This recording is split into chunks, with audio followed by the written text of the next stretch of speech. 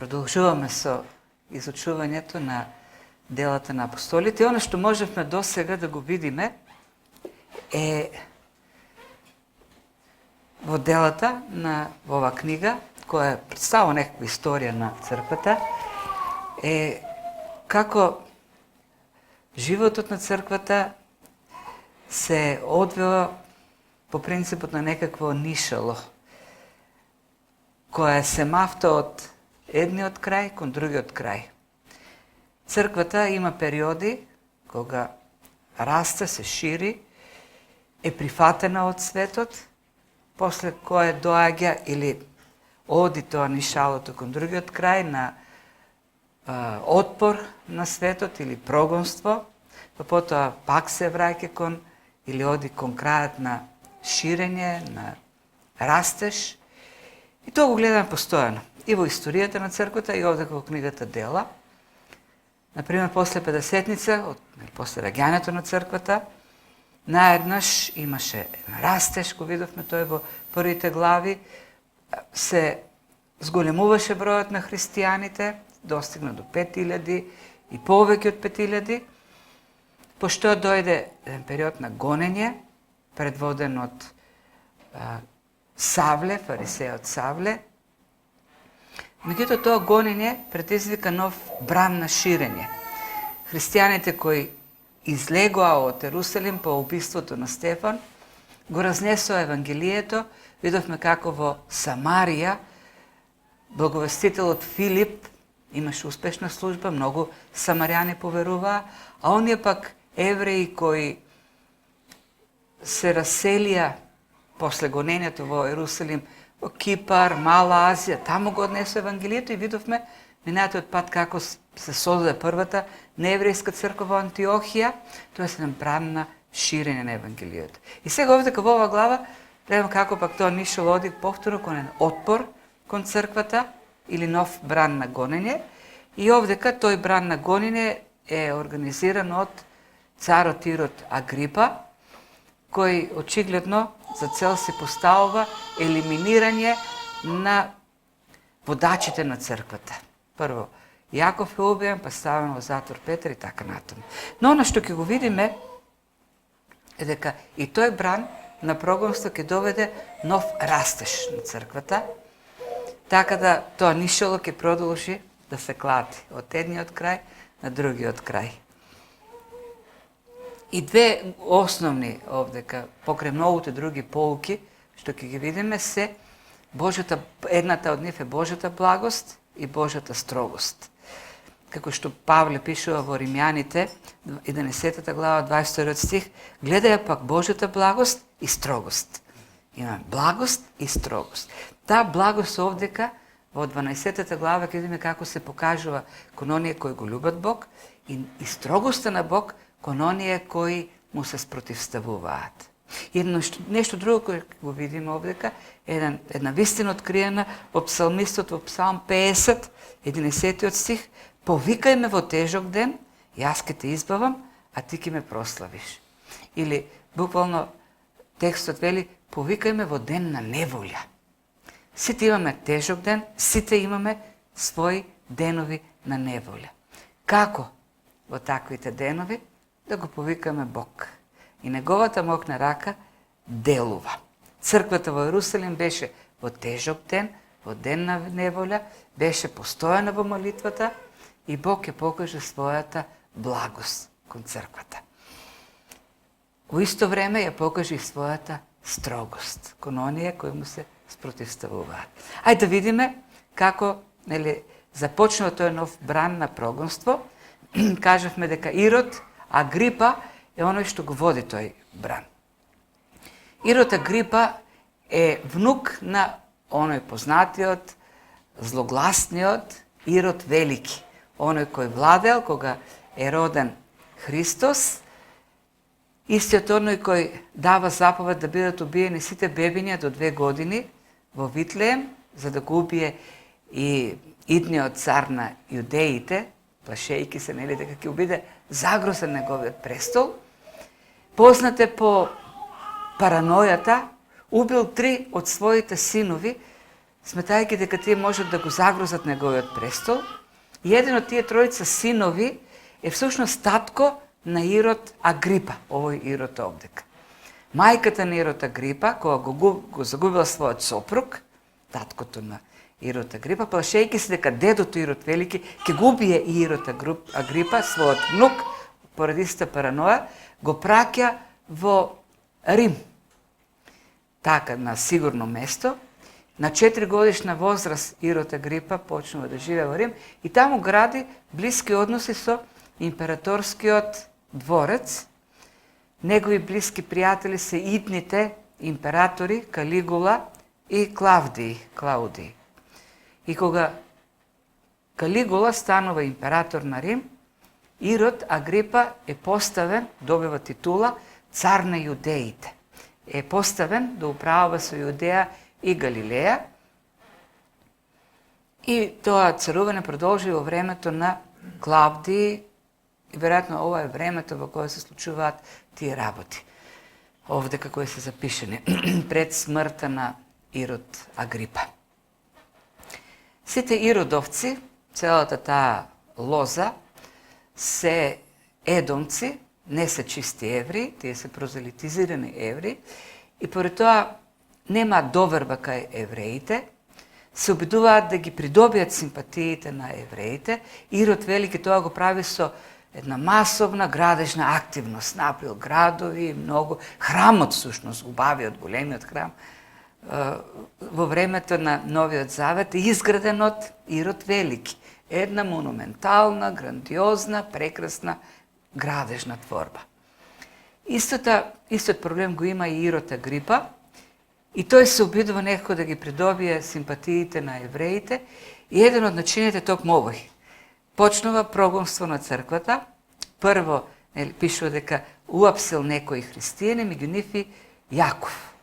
Јаков Зеведеев, братот на Јован, синови на Зеведеј. Јаков е еден од тројцата ученици на Христос, кои се од најблиското Христово обкружување. Тој заедно со Петар и Јован се единствените кои се повикани на планината таму каде што се случува преображението, т.е. Христос се појавува во небесната слава. Тој е еден од двајцата, нели, браќа, Јаков и Јован, за кои родителите, нивната мајка оди кај Христос и бара да седнат од двете страни на Христовиот престол, т.е. да добијат два престоли, еден од лево, еден од десно, во идното царство. И тогаш Христос одговора дека тоа не може да го направи, меѓутоа и ги прашува Јаков и Јован дали можат да испијат чашата и да бидат крстени со крштевањето со кој Христос ќе биде крстен, мислејќи на смртта која ќе има, и ти одговараат да. И ова е веројатно со сигурност чашата која ќе треба да ја испие Јаков Зеведеев. Тој е првиот маченик апостол. Првиот апостол маченик. Очигледно е дека намерата на Ирод е да, гледајќи дека им се допаѓа на евреите она што го прави гонењето на црквата, неговата намера е да почне еден по еден да ги истребува апостолите, го убива Јаков и следниот чекор е убиството на Петар. И Петар го затвора, тоест оди уште така повисоко. Му се зголемуваат апетитите. Петар е оној највлијателниот, да кажеме, меѓу апостолите, најавторитетниот, и го фајќа Петар, го затвора, и намерата е веднаш после Пасха, време на периодот е на бесквасните, седмицата на бесквасните левови, која завршува со паскалната вечера, и после Пасха да изврши таа екзекуција, така да направи некој спектакуларен чин. И го става во затвор Петар. Тој чул сигурно дека Петар веќе бил во затвор заедно со Јован, Синедрионот ги осуди во затвор. Ама се случи едно чудо. Мистериозно и двајцата исчезнаа од затворот. И за да биде сигурен дека неговиот план ќе успее, дека нема да се случи пак нешто непредвидено, става една многу силна стража. 4 одреди, 4 групи со по 4 стражари кои постојано се менуваат, 2 стојат пред вратата и 2 стражари од лево и од десно на Петар во окови. Врзани, значи Петар и левата рака и десната му е во синџири, со тоа што од левата страна синџирите, за синџирите врзан еден стражар и од десна страна друг стражар. И така, со силно стражарско обезбедување е чуван за да оди се според планот што си го предвидел Ирод. Ирод си има план, ама и Бог си има свој план. И секогаш успева планот на Бог. Така. И што се случува? Додека е во затвор, Петар не знаеме колку време е во затвор, сигурно не бил само една вечер, може би целата таа недела на бесквасници. Интересно е дека тој последната вечер пред екзекуцијата, така пишува текстот, ногите пред да биде убиен, пред да му биде сечена главата, христијаните се собрани на молитва, тие пише дека постојано се молиле целото тоа време, а и нешто интересно пак се случува во затворот. Ноќта пред екзекуцијата. Ке видиме на крајот Петар открива нели дека ангел го спасува и така се усуетени намерите на Ирод и она што сакат јудеите да го видат. Тој знае дека го чека екзекуција. Тој знае дека има смртна пресуда против него. Следниот ден ќе биде извршена таа пресуда. Времето сигурно е некаде доцна во ноќта, може полнок, може после полнок, може би таа пасхалната вечера, бидејќи пишува дека планот на Ирод е да биде екзекутиран веднаш после Пасха. И тоа што се случува во затворот е интересна работа. Петар спие. Меѓу 2 стражари, 2 раце му се врзани за 2 стражари од лево и од десно, а тој спие. Иако следниот ден го чека екзекуција. Веројатно, Петар ја научи онаа лекција што ја виде од Христос кога на Галилејското езеро тргнуваа од Капернаум да стигнат на другата страна во Герезимските земји и насред езеро се случи бура, страшна бура, во секој момент можат да потонат, да се удават, а Христос пие спокојно, длабоко на она кај што се управува бродчето. И учениците почнуваат да викат, го будат и велат: Господи, зар не ти е жал што гинеме? И тоаш Христос ги укори, вели: еј, маловерници, зошто нели се плашите, зар немате вера? И овдека Петар е во својата бура, во својот тежок ден. Го чека екзекуција, а тој спие. Толку длабоко спие, што текстот не вели дека ангелот ќе треба да го клоцне по ребрата, за да го разбуди. И малку подоцна во првото послание, во 5 глава, 8 стих, Петар ќе напише: сите ваши грижи префрлете ги на Господ, зашто тој се грижи за вас. И дека тоа што го пишува Петар не е туку така, е потврде ова. Тој не само што го пишува тоа, туку и го мисли, го живее. И тие грижи кои ги има за животот, тој ги префрлил на Христос. Така целосно ги префрлил, што тој спие спокойно, како бебе спие. И доаѓа ангел во затворот, пише дека затворот се исполнува со светлина, која меѓу другото не ги буди стражарите, уште повеќе ги успива. И доаѓа до Петар и пишува дека го по ребрата, дали со раце, дали со ногата, веројатно со ногата така да го удари, зашто е по-возможно. Како и да е, се буди Петар, но тоа што гледаме до крајот на текстот, Петар е цело време како во сон. Тој не може да се расуни во целата таа ситуација. Се случува толку брзо и толку ненадејно. Ангелот нема време да му објаснува, туку вели: брзо, ајде станувај. Оковите паѓаат во тој момент. Вели, бърго станове, облекувај се, обувај се, одиме. И Петар тргнува, пишува дека на крајот дојде на себе 11 стих. Тој не знал дали ова сон сега, што во длабок се го будат од длабок сон. Не знае што се случува, дали сонува или е реалност, јаве сето тоа. И додека одат покрај стражарите, вратите сами се отвараат. И стигнуваат до она железна врата, која ги води надворот од затворот на улицата, и таа се отвара. И тогаш исчезнува ангелот, и дури надвор може кога она свежо, еврејско, пролетна ноќ, полнок, го освежува така. И тогаш доаѓа на себе, вели, а ова е вистина, не сум сонувал, но вистина ангел ме ослободи и ме избави од раците на Иродови и се што очекуваше јудејскиот народ. Јудејскиот народ очекуваше екзекуција. Го знаеше тоа Петар. Така, се случува тоа спасение овдека и да. И Петар е слободен. Се овдека сакам една-две работи, како некои поуки, принципи, да изнесам од овој текст. Интересно е времето на избавување кога се случува тоа. Последната ноќ, пред екзекуцијата. Си мислам, зашто уште првата вечер кога беше ставен во затвор Петар, Бог не го ослободи. Чекаше на крајот, неколку часа.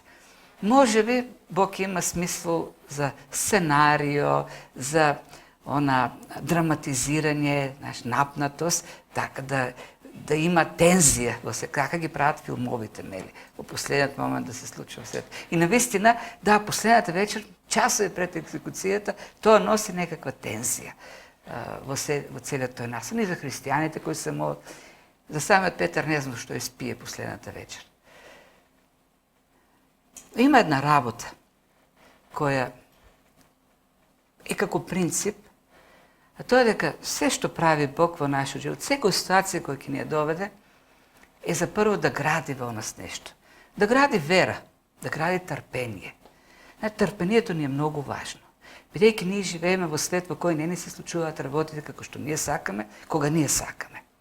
Ние живееме со луѓе. Луѓе кои чијшто цел не е да ги прават работи како што ние сакаме во времето кој ние го сакаме. Трпението се гради во нас. Тоа е плод на Светиот Дух. Важно е за христијанскиот живот. А во трпението има вера. За да има трпение, треба да има вера.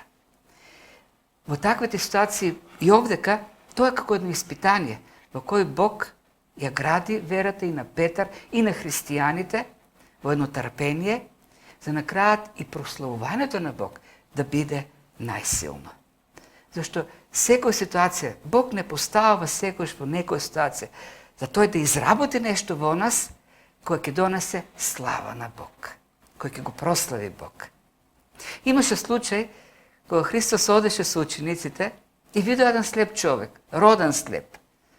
Интересно, учениците, кога го видел слепиот човек, не си кажа, како може да му помогнеме? Ајде, Господи, како да му помогнеме? Ти рекоа, а овој зошто е слеп сеја? Тој ли е грешен? Родителите му се грешни? Кој направил грев? Тој човек цел живот бил слеп. И Христос рече, не е тоа заради гревовите на некој, тоа е за да се прослави Синот човечки. Тој човек толку години бил слеп, на крајот да се донесе слава на Христос. И сите тие години на слепотија имале само една цел – трпение, во кој на крајот Бог ќе се прослави. Петар требаше да лежи во затвор, иако на крајот беше ослободен, и тоа чекање во затвор беше да се гради нешто. И кај христијаните, и кај самиот Петар. Трпение, вера, кој на крајот ќе донесе прославување на Бог. И уште една работа овде, како пак ми прави впечаток. Само неколку дена порано, Јаков беше убиен. Не беше спасен. Јаков беше избавен, Меѓутоа, не верувам дека христијаните како што се молиле за Петар, така се молили и за Јаков. Не верувам дека почнале да се молат кога Петар го затворија. И верувам дека се молиле да биде избавен, да биде спасен. Меѓутоа, избавувањето на Јаков се случи на друг начин. Тој беше конечно избавен за секогаш во Божјото царство. Додека Петар потоа пак требаше да биде избавуван. Петар го чекаа уште многу други работи. Требаше да се гради нешто повеќе за Петар. Сега, тоа е едно прашање кој тешко можеме да дадеме одговор. Зошто Јаков беше падна под острицата на мечот, а Петар беше избавен? Има овдека еден стих кој сметам, кој многумина го применуваат и кој можеме соодветно и ние да го примениме. Она што го пишува Павле во Ефесијаните 2 глава 10 стих, каде што говори дека нашето спасение по благодат, преку вера, не преку дела, но завршува вели дека но ние сме избавени за дела кои Бог однапред, ги одредил за нас, ги подготвил. Бог, нашиот христијански живот, живот вера е живот на дела, но и тие дела се однапред од Бог подготвени, одредени. И Бог одредил колку, во кое време ние треба да ги правиме тие дела. Јас сметам дека ги поминал тие нешта кои Бог ги одредил за Јаков, верно, останало само едно дело, со кој тој требало да го заврши овој живот на земјата, маченички да ја потврди својата вера во Христос. И како првиот маченик апостол да последочи за Христос. Додека за Петар имал друг план, други дела кои понатаму тој треба да ги изврши. Се некој може да праша, тоа значи дека Петар ќе има повеќе на небото, бидејќи ќе има повеќе дела. Не, се на небото е благодат и на крајот на краиштата Бог не мери колку, тоа е бескрајен, погледа верност. Верност и мотиви со кои ние го живееме, оној живот кој тој одредил на земјата да го живееме. Онолку колку што тој одредил бара верност и посветеност. Така, да, Божјата волја, Божјата промисла е мистериозна, но секогаш е совршена. Авторот на посланието до евреите во 11 глава, она позната за хероите на верата, вели и едни преку вера беа избавени од мечот, а некои пак преку вера беа убиени со мечот. И во едниот и во другиот случај имаше вера, и тие што беа убиени, и тие што беа спасени, имаа вера. А верата на крајот на краишта пак доведе до прославувањето на Бог. И во едниот и во другиот случај преку вера имаше избавување. Едни од мечот, а други имаше избавување за вечност. Божјата волја беше во едниот случај една, во другиот случај друга.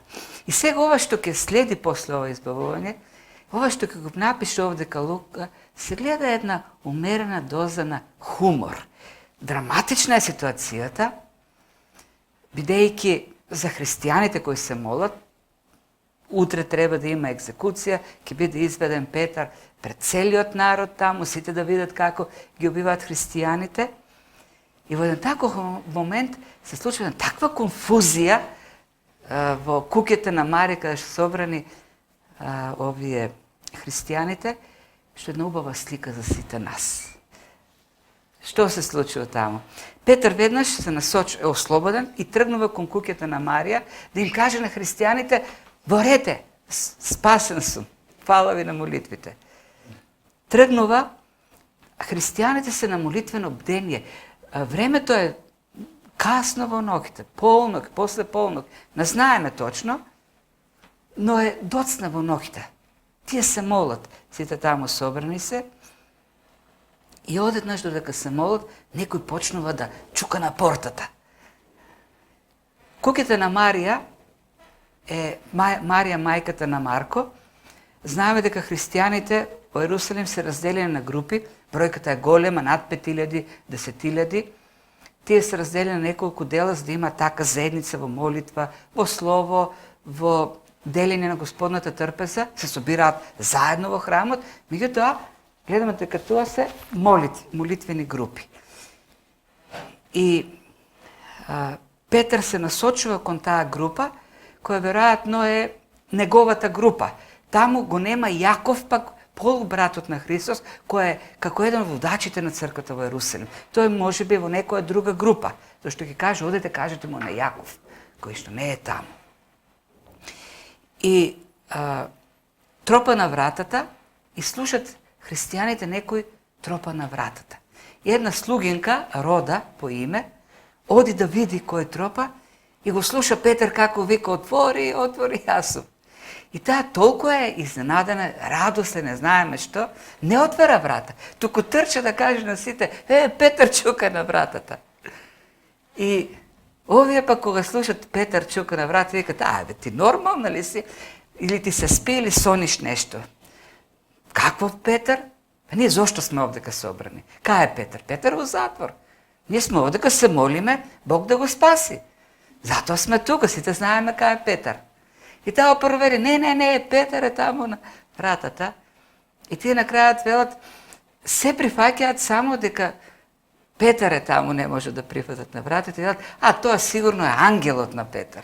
Не знам што точно значи, тоа е стварно мистерија. Дали тоа значи дека нашите ангели го имат нашиот глас и зборат како нас, не знам. Ама велат, не, ти сигурно на вратата не е Петар, туку е ангелот на Петар. И продолжува тоа убедување од страна на жената дека таму е навистина Петар и тие никако да поверуват дека Петар навистина може да стои на вратата. Тоа е невозможно. Тие се молат Бог да го избави Петар. Не знаеме точно што значи тоа, нели во нивните глави. Може би во последен момент Ирод да реши, ќе го помилувам. Ама Петар да стои на вратата, кога е обкружен од стражари, тоа е невозможно. Павле пишува во Ефесијаните 3:20 дека Бог може да направи според својата сила во рамките или според дејството на силата која е во нас, неговата неограничена, бескрајна сила, повеќе, многу повеќе колку што ние може и да помислиме и да бараме. Не знаеме точно што барале. Ти барале спасение на Петар. И овдека Бог направи многу повеќе тоа на што тие барале. Бог им го донесе Петар на вратата таму, на портата, вечерта, неколку часа пред екзекуцијата. И навистина тоа се моменти, тоа сме ние. Ние сме тие ученици. Тука имаме една навистина хумористична ситуација. Таа не отвара врата, го слуша, се враќа, па тие не ги отрекуваат. Навистина е хумористично сето тоа што се случува. Но такви сме ние. Јас ќе ви кажам на мој случај од скоро, не сум ви го кажал, кога бев последен пат во Софија со Борјан и Ани, да го купуваат ова пијано, они беа сместени на Бојана, јас бев во Љулин сместен, едниот крај тоа на Софија и другиот крај. И една вечер ми викна, се слушнаве, дојди во ресторан сме, ќе вечераме заедно, се качив на точак, 15 на километри е тоа, беше веќе доцна попладне, една ташничка имав со мене, која не се затвора, ставив телефон и мојот портофел во ташничката, тргнав, многу тротоари, дупки, како и да стигнав, и таму во близина се јавив да прашам точно каде, најдов, стигнав кај нив, го заклучив точокот, и клучот да го ставам во ташничката и го нема портофелот. А внатре ми беа личните карти, документите за патување, возачка, сообраќајната беше во колата, 2 картички, бугарска и македонска за плаќање и малку пари, 50 лева. Ама немам документи за патување. Аз еднаш сум била во таква ситуација, знам колку е комплицирано да вадиш нови документи во странска земја. Им кажав на Борина, викам ми го нема, новчаник, сигурно по патот некаде во дупките, излетало, што мала ташничка, не се затвара. И мисля 5 минути, 10 минути тамо што да правиме сега, како викам, се молиме, молете се, и решив, ќе одам со точкот, знам по кој пат сум одел, ќе гледам во земјата, а веќе се стемнуваше, Господ да направи чудо, да го најдам. И тргнав. И на почетокот тргнав по тротарот пеш, кога ќе поминам семафорот да се качам, и некаде на 50 на метри, гледајќи на земјата, слушам глас на жена: Господине, да не барате портмоне. И јас викам, да, барам портмоне, и гледам една, додека се уште гледам во земјата, една рака и моето портмоне, тука со крајот на окото. И го видам, викам, ова моето портмоне. И жената вика, да, господин, јас излег видов лична карта и ве познав дека тоа вие на сликата. И кого вика, се само што и кај ако јас тргнав порано или подоцна ќе се разминавме со жената. Го нашла и тргнала, не знаела што да прави, мене ме здогледува и јас ја гледам и се уште портмонето во нејзина рака. И не ми се веруваше, стварно не ми се веруваше тоа што се случи. Очекував, да, Бог да направи некој чудо, ама вако што на почеток тргнувајќи оваа жена да ме најде. И јас се викам, мора да ве наградам некако, имав 50 лева, вика, не, никако. Но знаете што, јас брзам, имам тука автобус, ќе го испуштам, после имам пола сат, трчам, се што имате благослови за мене, што, нели, јас почнав секакви благослови. И Господ да ја врати со истата мера, се вратив и пак не можев да верувам. И помена вечерта не можев да верувам што се случи. Тоа е. Бог прави повеќе, јас очекував да се случи, да го најдам некаде по патот. Такво чудо. А Бог ми го даде тука, на рака. Тоа е тоа што го вели Словото. Повеќе од колку што може и да си помислиме.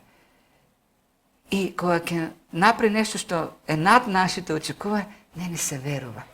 И излегува тие луѓе и на крајот реше, ајде да видиме стварно кој тропа на вратата, отидоа и пишува кога го видоа Петар таму, сите беа многу зачудени дека Петар е на вратата. Да. И тогаш Петар рече, поле, кај, да не збориме повеќе глупости, им раскаже што се случило, им рече, одете кај Јаков, а тој се притаи малку, бидејќи ќе видиме, Ирод ќе го бара. Многу ќе го бара. Христијаните постојано се молеа за него и Господ го ослободи. И се овдека се поставува едно друго прашање кое стеке сум се навртил на тоа, но пак ајде ке јас чабе вртам овдека. Упорно притискам. Едно друго прашање кој обично се поставува бидејќи говориме за Божјата волја, волјата на Бог беше да биде условен така натаму, а знаеме дека на крајот она што се случува е волјата на Бог. Има еден текст, например, од Ефесијаните 1:11, каде што пишува, преку него ние бевме избрани за наследници, однапред определен според одлуката на оној кој врши се според волјата своја. Тој се однапред определил. Има волја, план и тоа остварува. И прашањето, нели, зошто па да се молиме, кога Бог веќе и така решил да се случуваат работите. Кој е одговорот? Прво, одговорот е дека токму тоа, бидејќи Бог е суверен, семоќен и тој свршува својата волја, е за нас мотив, има логика да се молиме. Зашто ако Бог не може да ја спроведува својата волја, тоа што не би можел да го спроведува и онај за кој ние се молиме и бараме, и тогаш е безсмислена нашата молитва. Но кога Бог има своја волја и тоа остварува, тогаш има смисла ние да се молиме Бог да ја оствари својата волја, зашто Бог е семоќен. Од друга страна, самиот Бог ни заповедал да се молиме. Зашто Бог има своја волја, има своја цел, но има и начин или средство за остварување на својата цел. Бог има за нас благослови и целта, таа цел благослови, се исполнува преку средство. Ние сме, нашата молитва е средството преку кој тој ги дава тие благослови. Ја извршува таа своја волја. Божјата цел за нас е да растеме во познавањето на Бог. Кој е средството? седене пред телевизор, гледане филмови, лежене и спиене. Не. Средството е посветено изучување на Словото, молитва, општина со Бог. Има средство. Има некои луѓе кои се молат и велат: Господи, сакаме да сме здрави. Да, Бог сака ние да имаме здрави тела. Да, Бог сака Светиот Дух да живее во храмови кон кои ние сме одговорни, и тоа вклучува средството кое? Има еден одговорен живот кон нашите тела. Еден соодветен режим на живење, на храна, на спиење. Ако ние тоа тело го уништуваме со алкохол, цигари и неодговорност, тогаш чудотворно ли Бог ќе ги држи нашите тела? Има средство за секоја цел. Божјата цел е да бидеме благословувани, средството е нашата молитва. Бог во својата благодат решил во неговата работа да не вклучи како партнери. И во тоа партнерство на остварување на Божјата волја имаме ние дел на одговорен живот. И ние тоа го правиме не зашто треба да го правиме. Ние читаме Библија не зашто треба да читаме Библија. Ние читаме Библија зашто сакаме да читаме Библија. Зашто нашата нова природа сака да го прави тоа. Ние се молиме не зашто мора да се молиме, ние се молиме зашто сакаме да се молиме. Зашто сме партнери со Бог. Воедно, тој има коинонија со нас, како што Павле многу пати го употребува. Тој збор за нас и Бог. Ние сме во едно општење во кој имаме заедничка служба. И во овој стих, во коментарот на овој текст, еден познат теолог Джеймс Монтгомери Бойс, еден од теолозите во 20 век кој се бори против либералната теологија, еден од оние кои ги пишува најпознатите книги за Божјата непогрешимост, за библиската непогрешимост и интегритет и авторитет, во коментарот на овој текст вели: Бог решил да го спаси Петар, но начинот на кој Бог решил да го спаси Петар бил одговорот на молитвите на христијаните кои се молеле за него. Без нивните молитви Петар немаше да биде спасен. Тој беше спасен преку нивните молитви, бидејќи тоа бил определениот од Бог начин за негово спасение. Тоа е тоа средство што Бог го користи за да биде остварена Божјата воља. А ние треба да бидеме посветени, знаејќи што е Божјата воља, знаејќи кои се начините, ние сме посветени на тоа. И тоа е она лекција, она принцип што на почетокот го кажа, Божјата добрина. Бог ја покажува својата добрина или Божјата благост кон оние кои го сакат. Второто нешто кое го гледаме е Божјата строгост. Не треба да вратиме малку. Божјата строгост. Утредента влегуваат стражарите, се будат тие што го чувале Петар и гледат Петар го нема. И настанува паника, зашто знаат што ги чека. Ирод е гневен. Гневен зашто му пропаѓа планот. Нема да има оној спектакл што тој сака да го организира. И ги казнува затворениците, нив ги екзекутира. И продолжува овој текст, додава еден настан, крајот на животот на Ирод, Агрипа, кој очигледно е поврзан со овие настани. Иако на крајот, како да тој е убиен заради тоа што не му одава слава на Бог, се тоа е поврзано. Не случајно тука го става овдека Лука. Како една Божја строгост која ја покажува Бог кон Ирод заради неговиот однос кон Бог и воопшто кон христијаните. За неговата намера да ја гони црквата. И говори со дека оди во Кесарија Ирод, односите му се нарушени со жителите на Тир и Сидон, не знаем по каква причина. Тир и Сидон се приморски градови, за својата храна зависат од Галилеја, тие се житниците. Не им одговара нарушени односи со царот на Галилеја и на Јудеја, затоа праќаат миротворна мисија, така да кажеме, представници во Кесарија, успеваат да го придобиат на своја страна, сигурно подмитуваат собарот на Ирод, власта, кој договара средба.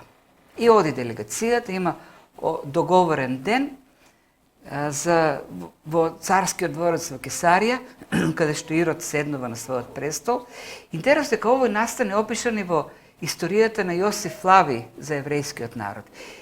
И нема никаква контрадикторност помеѓу описот на Лука, иако дејства така некако неверојатно за болеста, но и Јосиф Флавиј говори за истите работи. За тоа што Јосиф Флавиј дава уште повеќе детали, поопширно раскажува. Кога дошле луѓето во дворецот и Ирод седнал на престолот да говори, и Јосиф Флавиј опишува каква му била облеката, за среброто на облеката, дека било рано наутро и сонцето нели продирало низ прозорците и осветлувало облеката и таа цела сјала.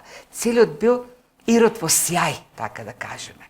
И тоа го зголемил оној впечаток за сјај, за слава на Ирод. И кога почнал да говори, и Ирод потврдува Јосиф Флавиј дека сите рекле: ова е збор Божи, нели не човечки, како беше тоа, како пишуваше.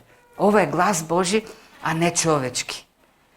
И Ирод го примил тоа како еден голем комплимент и воопшто не ги прекорил луѓето дека го споредуваат со Бог. Си ја примил славата што му ја отдаваат како на Бог, а Ирод, воспитан во римските дворци, имал разбирање за императорите како нели Божите синови, како полубогови.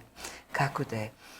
И додека учиташе ова Борјан, Тони коментираше: многу силен стих овој, навистина е многу силен стих. Зошто навистина е многу силен стих? Зошто и ние го имаме овој проблем, што го има Ирод. Да, ние можеме, за разлика од Ирод, да кажеме: не, тоа не е вистина, кога некој ќе рече: леле, колку си убав, успешен, паметен, способен и така натаму. И ние ќе речеме: не, мој така, не сум навистина тако, ама внатре во срцето чувствуваме дека ни годи тоа. И кој е проблемот овде, дека и во овој случај, и во сите случаи во кои ние се однесуваме така? Се е дар од Бог. И ние забораваме дека се е дар од Бог. Ако одите во Бања Банско, во Струмица, во Заводот за рехабилитација, ќе видите луѓе кои немаат раце. Така се родиле. Едноставно, не им пораснало рак, или пак им пораснало до овдека раката и натаму нема ништо. Или со нозе такви. Има дори луѓе кои што немаат уши или... Грозни се сликите, ние сме оделе често пати таму. И кога гледам тие луѓе се велам: а зошто јас имам две раци и две нозе? И го сметам тоа за нормално. Зашто тие луѓе го нема, тие се ненормалните, велиме, во смисла ненормални, дека им фали нешто. А ние сметаме дека сме комплетни. Ама зошто сме комплетни? Можеме да пишуваме на компјутер.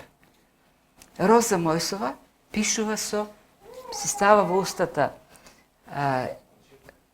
четка и со четка пишува на тастатурата.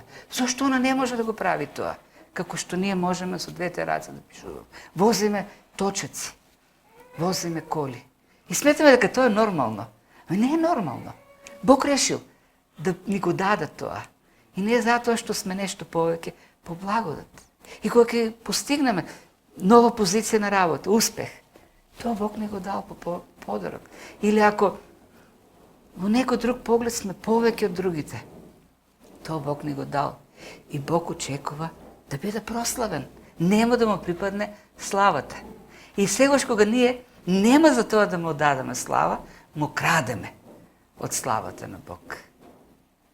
Како што Ирод ја украде славата на Бог овдека. И крајот беше оној што беше. Ова што се случува на крајот е еден голем контраст. Представете си, сјај, облека, престол, сите восхитени, и наеднаш гледат како се распаѓа неговото тело. Црви почнуваат да го јадат. Сигурно засмрдело таму.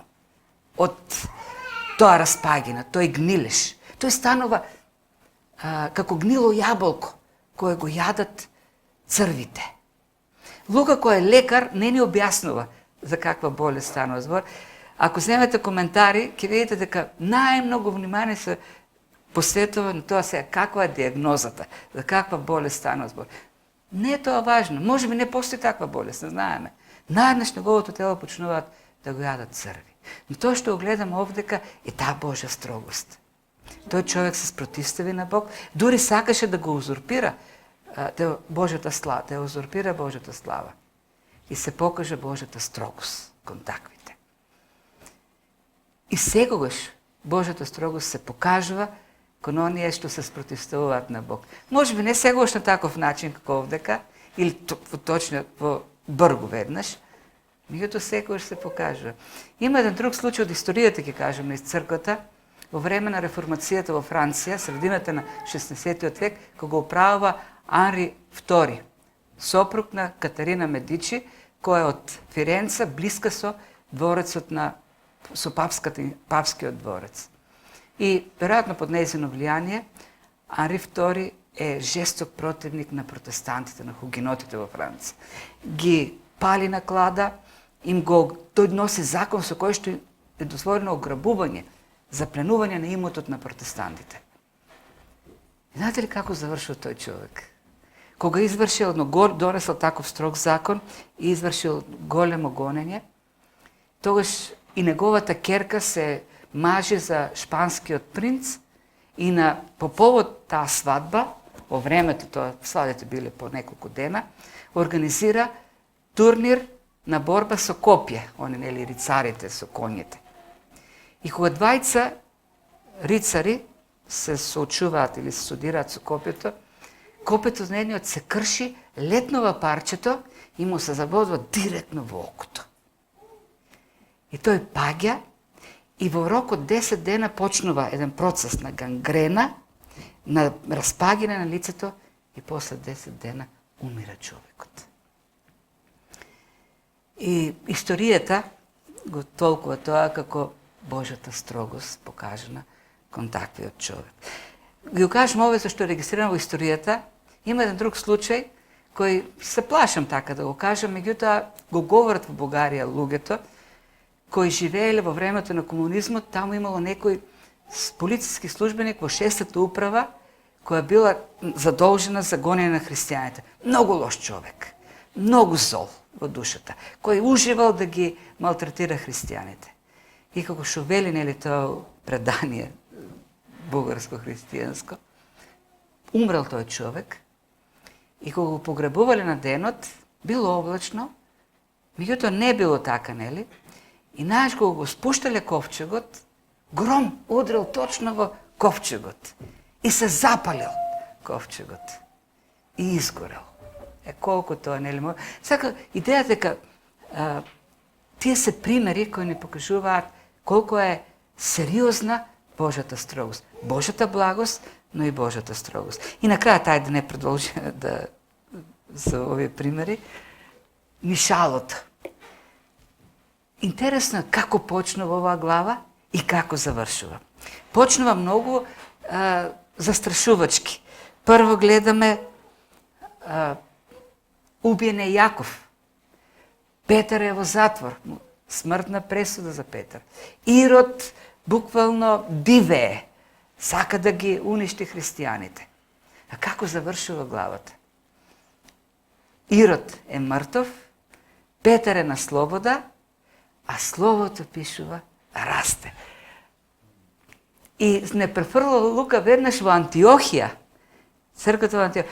Тие беа пратени Варнава и Савле во Ерусалим да носат помош на христијаните. И на наврак е таму каде што завршува 11-та глава. И се враќаат повторно Варнава и Савле и го зимат од Ерусалим заедно и Марко. Оној каде што се собираат во неговата куќа, неговата мајка. И тоа е вовед кон оно што ќе следи, исполнување на Божјиот Христовиот план до крај. Од Ерусалим, преку Самарија, Антиохија и до крајот на светот. После ова следат мисионерските патувања на Павле. И гледате како нишалото.